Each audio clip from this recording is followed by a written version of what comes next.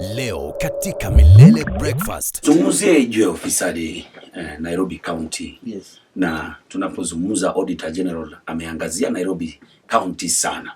Yeah. Kulingana hata na jinsi kitambo tukikuoji hapo kaongea juu ya Bwana Evans Kidero. Yeah. Na tena kaongea juu ya hayo mambo tena. Hapa vile umeingia tena umeniambia sasa mambo ambayo ulikuwa unasema sasa zinakuja in the open.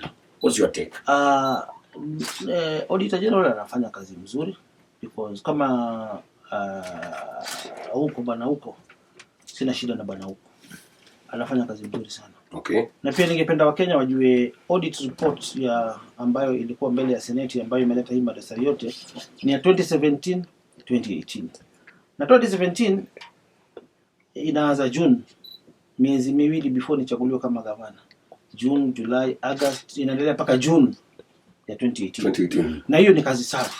Na mimi nakumbuka nilipokuwa senator, ripoti Auditor General akitable tu kwa floor ya Senate, kwanza nilikuwa naichukua.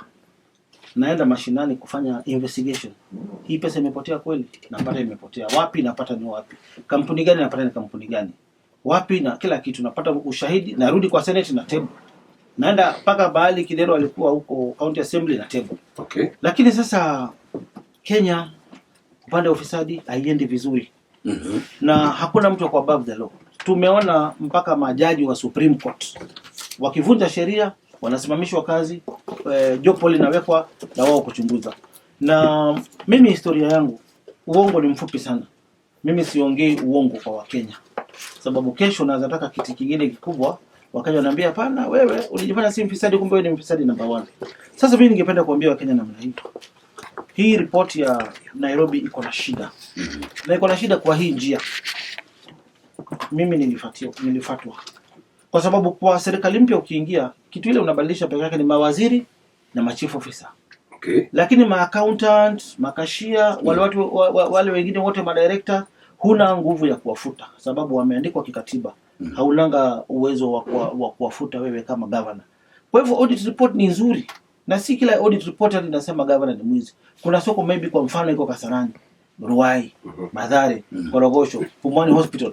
Kama kuna wizi unaendelea pale na wewe governor uko ofisini uwezi jua. Lazima hii audit report ikuje ndio ikusaidie. Na watu wanakosa kuelewa article 96 ambayo imepea maseneta nguvu ya kuoversight county. Lakini ile tu 96 article inasema bado maseneta wako na nguvu ya kuprotect interests za county. Okay. Ufisadi kipatikana sawa, tumeoversight governor. Mahali kwa mfano Kasarani kuna uwizi. Governor kae kule Kasarani hata kama ni CEO. Lakini ameaccount, yes, labda kuna uwizi ukweli ama hakuna. Lakini Senate iko supposed kujua what will be next. Wata protect county kwa njia gani? Ndio tumeshika ufisadi. Tufanye nini?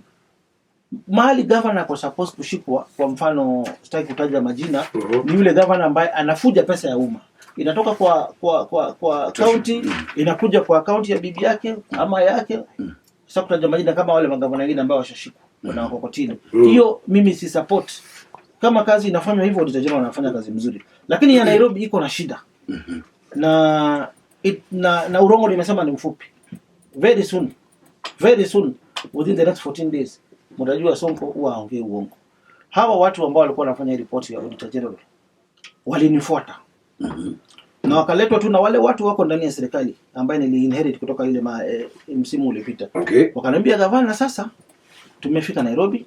Sisi kwanza number 1 tunakuogopa. Waka hii masimu kando tuongee. Kaweka masimu kando, lakini nilikuwa nimefanya ujanja wangu mwingine kwa sababu Auditor General kufuata usiku saa 4 na watu kwa ofisi yako ambaye si ya kirasmi huko Upper Hill. Okay. Na unajua EACC ama DCI wakati ya uchunguzi wetu kwanza waangalie SIM card. Kama ile kesi ya Justice Tunoi na Kidero na Waititu. Waangalie SIM card. Mahali tulikuwa kulingana na allegations zangu saa 4 usiku pamoja tulikuwa tunafanya nini na watu wa Auditor General. Kweli. Wataona mimi SIM card yangu hapa na wao. Okay. Na tuko na ushahidi wetu. Wakaniambia governor, sasa tumekufikia Nairobi. Nikamwambia kwa vile tumefika sisi kuna vile mwanzako alikuwa anafanya nini? Sisi kwa tunapewa milioni 100 kabla tuandike kitu chochote kile. Kuna ushahidi hiyo kila kitu. Wewe kuna shahidi na unaweza weka paruanja. Okay. Na labda hizi utaweka paruanja labda leo. Sasa wacha nikubalizie ndio Wakenya waelewe. Lakini mimi nikasema kama yule nilimwangusha alikuwa anapeana milioni 100, mbona ripoti zake zilikuwa mbaya? Wakaniambia zake zilikuwa mbaya zaidi kulingana na vile wewe ulikuwa unajua. Zilikuwa mbaya. Mimi nikasema lakini jameni, tunaelekea wapi? Kama mtu ataiba huko Mama Lucy na ni peane pesa, nizuie hiyo wizi isijulikane, tutasaidia mlipa ushuru wa Nairobi namna gani? Nyinyi mnanijua mimi kwa vita ya ufisadi. Tutakuwa tunasaidia Nairobi namna gani? Wakasema hapana governor, hii mambo shauri yako. Wakasema basi wewe peana 50 na ikuje mara moja. Hatoki mambo yako nusu nusu. Mimi nikasema hapana. Wacheni nifikirie. Hii ni timu ya Auditor General. Oyo na msichana anaitwa Anita. Anita ndio head, Oyo ni deputy wake. Hao wawili. Wanakuwa wengi lakini hao ndio wakubwa. Ndio wakakuja. Na wakakuja na wakaitisha na niko na ushahidi waliitisha. So mimi nikasema hata hiyo 50 milioni ni mingi. Sio ni haja kwa nini nipeane pesa mingi namna hiyo kuficha Wakenya wasijue ukweli. Okay. Na governor kae huko chini. Governor mimi nataka kusaidia, achana nifikirie. So akaenda. Kwenda sasa watu wangu hawa tu wako kwa system na ukateli. Baadaye wakajipanga kivyao bila mimi kujua. Wakasema acha tusimu involve governor kwa sahihi. Hii mambo kwa sababu mingi ilianza ile wakati kabla mimi niingie ofisi. Wao walijipanga kivyao, wakachanga pesa kulingana ile ushahidi ambao niko nayo na nimeshika na niko na evidence. Wakawapea shilingi milioni 4. 4 million. Wakawapea na ushahidi wakiwapea. Then after muda wakarudi kwangu kama baada ya wiki 3. Gavana, sisi tulikusaidia kazi. Na yote niko nayo. Kwa nani wakubwa? Na mzuri wengine wamestakiwa na hii kesi ya huyu rafiki yangu niliondoa. Gavana, sisi tumekusaidia kazi. Tushapeana milioni 4. Tupatie ruhusa tutoe 46 million, tupatie watu waandike report nzuri. Ngapia nini? Na hiyo yote iko. Nani aliwatuma mpeane? Hiyo ni shauri yenu. Mimi wacheni na hii maneno kabisa. Mheshimiwa Governor, unajua mara nyingi huwa tunasema wanasiasa wakati ambapo wanazungumza kujipa kiki, lakini umepeleka hii mbele. Nakuja hapo. Okay. Unajua nikata Wakenya wataelewa. Okay. Nakuja hapo. Wakati wakiitisha 50 nilienda kwa EACC. Okay. Hapo ndio nilikuwa nataka. Na nikaripoti. Na wakanisaidia wakasema sisi tutakupangia treated money. Upelekee hii watu. So hii watu kulingana na historia yangu ya kushika watu na anti corruption. Niko na kesi kadhaa. Yule chief of staff ambaye ameshtakiwa sasa hivi nikiwa senate nilimshika. Juzi tuko na Muhindi pale alikuwa na nyumba aliletea milioni 50 nikamshika. So waliogopa kudeal na mimi na walipo na conditions kusema nataka kudeal na hawa watu yangu. Okay. So wakaenda kufanya sasa kitu inaitwa kwanza draft.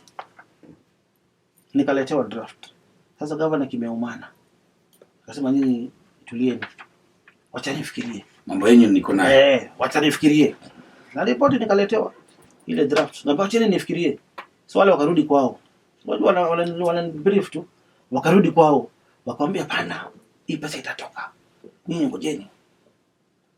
Itatoka na sio governor analeta, sisi wenyewe tutaleta. Na wale wafanyakazi wangu, sisi wenyewe tutaleta. Na huku mimi naongea na EACC. Vile vile ufanya mambo yangu. So wakingoja na ilikuwa conditions, kuna baadhi ya stakabadhi ambazo walikuwa wameitisha hapa ambazo lazima zipe kitu ikiulizwa upeane hizo stakabadhi. So agreement ilikuwa stakabadhi zikuje na pesa. Na stakabadhi zetu mingi kwa sababu ya kesi za ufisadi vouchers ziko kwa EACC na DCI. Na kulikuwa na hii pending bills committee ya Lumumba ya kuchunguza hizi madeni. Zote zilikuwa na PLO Lumumba. Si hata kuna kitu Nairobi ilikuwa imeibiwa wakati wa Sonko. Financial year kota ya kwanza miezi 2 June July sikuwa kwa ofisi. But anything wakati ya Governor Sonko iko. Ni vile zingine ziko kwa DCI, zingine ziko kwa EACC, zingine ziko kwa PLO Lumumba pending bills committee ile ya 60 billion ambayo tunadaiwa. Verify hii imeibiwa ama haijaibiwa. Na hiyo si makosa ya Sonko. Hizi ni agencies za uchunguzi. Haikuwa makosa yangu. That condition ilikuwa hiyo 46 million ikuje na hizi documents. Na kila step ambaye naongea hapa iko na uchunguzi ndio mtu kesho asiende kupeleka milele kotini. Sasa ilipobaki siku 2, deadline yao imeisha na pesa haijafika, ikabidi ile report wapeane. Na mimi nashukuru Mungu, nipenda sana. Bahati mzuri kwa hii report yao ambayo walipeana ikatambuliwa kwa Senate. Bahati mzuri waliweka kampuni ya ndugu ya seneta wa Meru anaitwa Linturi. Wakasema ilifanya kazi Westlands, barabara inaitwa Ondwaru Road huko Waithaka, na imelipwa 98 million. Na niko na answer hapa. Seneta akashtuka. Akasema hapana, Sonko ni mwizi. Hii barabara sisi hatujawahi kupewa, hatujawahi kulipwa pesa aina hiyo. Ndio iko hapa page 18. Hii page 18. Ndwaru Road, Dagoretti, Gem Construction 98 million imelipwa. Hii kampuni kwanza, hiyo Gem Construction yes. Hii kampuni kwanza hijawahi pewa kazi kama hiyo hapa Ndwaru Road. Hii kampuni kwanza hijawahi lipwa 98 million na hii barabara.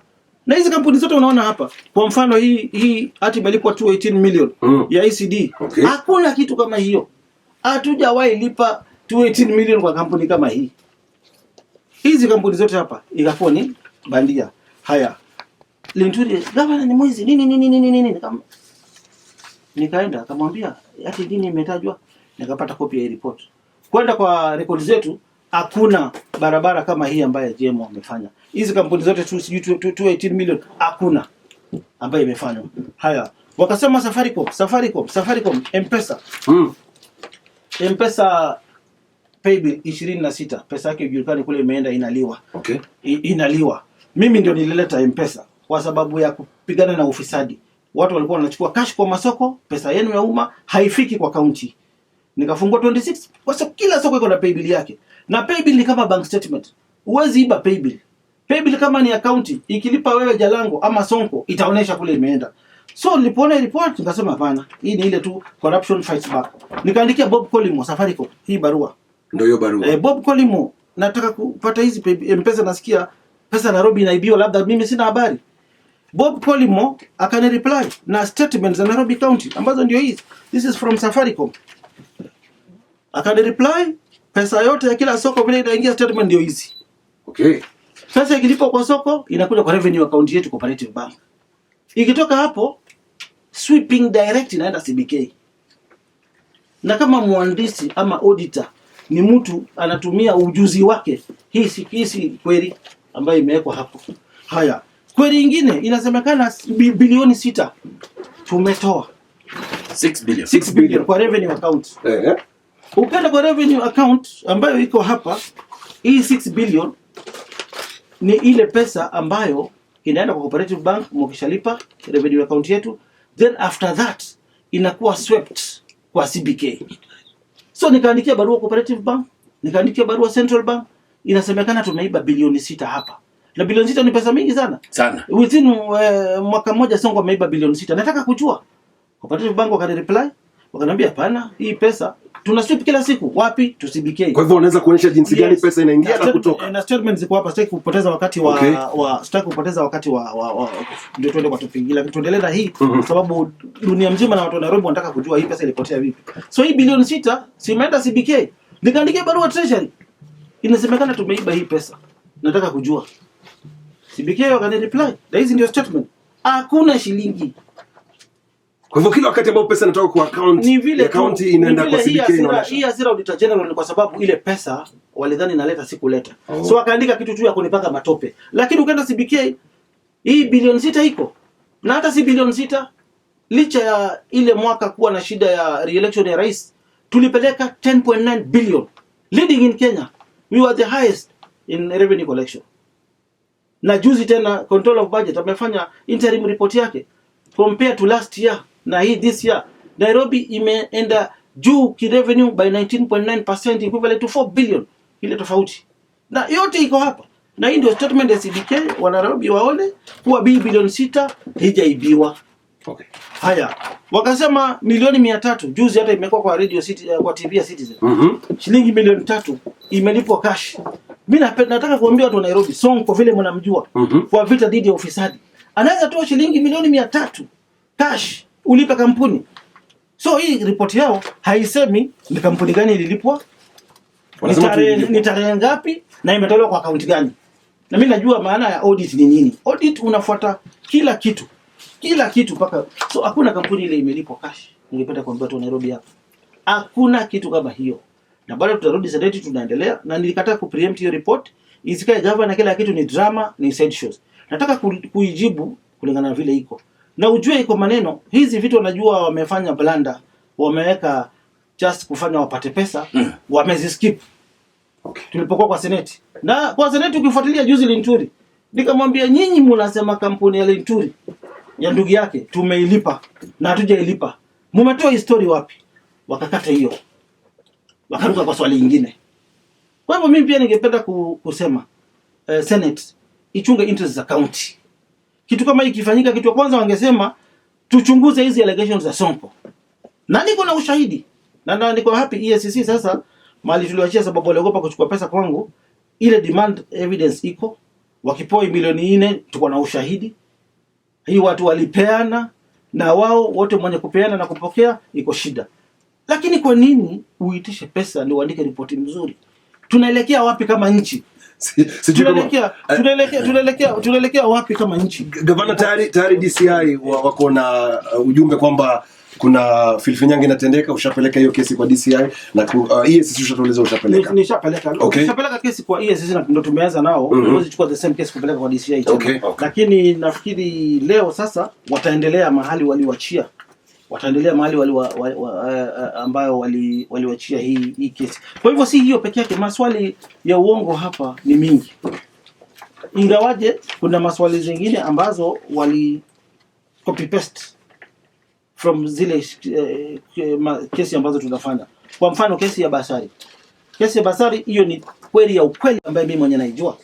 Sababu punde tulipopeana Basari ya 357 million, kuna watu ambao walichukua zile check kwa njia ya mashule, wakaregesha kwa county, zikaandikwa kwa jina za kampuni. Au ni wezi. Na mtu akiba si Sonko ameiba, wangeuliza after kushika wezi Sonko ulifanya nini? Hii report iko kwa banking fraud, tulifreeze zile account. Hii report iko kwa EACC, wanaendelea na hii case. Hii report bado iko kwa DCI, sababu pesa ilikuwa inapotea ya maskini kwa njia kubwa sana kutoka 2013, 14, 15, 16. Wakati wangu 17 nikakataa. Ndio naona mimi saa nyingine nafuata kesi za ukweli. Nikiambia mtu hii pesa imepotea, wewe ukiwa in charge mahali fulani na ulikuwa ujui hii ni makosa, unapata watu walikuwa wanakasirika. Wanasema Sonko kazi yake ni kufuta watu. Kama kwa mfano miezi yangu ya kwanza, ingaje sijamaliza corruption yote Nairobi County, watu walikuwa wanabeba pesa na magunia. Mwingine anabeba milioni 20, mwingine 10, mwingine 7, mwingine 2, mwingine 1. Na nilipopata ushahidi, nilienda na nikawashika. Na nilipowashika, nilita CID, tukawashika pamoja na tukawapeleka kotini. Watu wakaanza media kila mahali, wewe kazi yako ni kufuta watu. Watu kama 10 wote tulishika na pesa. Tulistaki. Kila mtu Sonko kazi yako ni kufuta watu. Sonko kazi yako ni kufuta watu, ufuate sheria. Lakini sheria, kwa nini ufanye na mwizi ambaye kwa miaka 5 beautification ya Nairobi? Tunakuja hapo. Miaka kama 5 alikuwa naiba milioni 10 kila siku. Huyo si rafiki. Sasa wacha nikumalizie ndio tuende kwa beautification. Hii watu tulipeleka kotini. Tulipopeleka kotini, wakastakiwa na criminal case, wakaenda high court. Vide petition number 79 of 2017. High court ikasimamisha kesi ya uwizi kwanza. Tusikize hawa watu wako na nini. Na mimi nikachukua ushahidi wangu wote, nikapelekea lawyer, tukaenda kotini. Sasa hii ni civil petition. Tukaelezea mahakama vile uwizi umefanywa. Tukaonesha mavideo. Watu wamefisha pesa, naongea kila siku kwa underwear, wengine kwa socks, wengine kwa koti. Kila mtu ulienda kuangalia tukapata. Okay. So na mimi nashukuru judiciary.